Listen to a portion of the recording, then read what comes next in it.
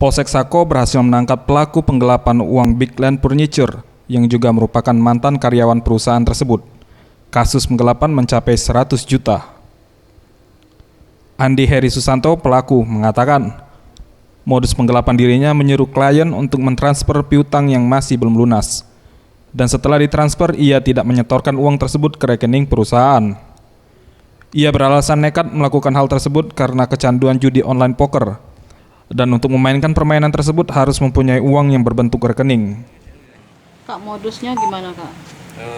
Modusnya penggelapan ya suruh orang toko itu transfer ke rekening saya. Itu aja. Mungkin ya kilap satu. Kedua ya ada hobi main poker. Sementara itu Kapolsek Sako Kompol BJ Lingga mengatakan pelaku telah menjalankan aksinya untuk melakukan penggelapan uang perusahaan selama 3 bulan. Setelah hasil audit yang dilakukan perusahaan, ternyata pelaku tidak menyetorkan piutang ke perusahaan. Pelaku sempat menjadi DPO Kapolsek Sako selama 1 bulan dan berhasil ditangkap di daerah Bukit Besar.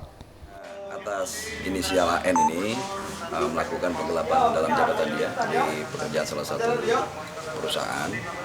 Dengan modusnya dia langsung mengkontak, langsung mengkonfirmasi dengan kliennya untuk ditransfer ke rekening pribadi.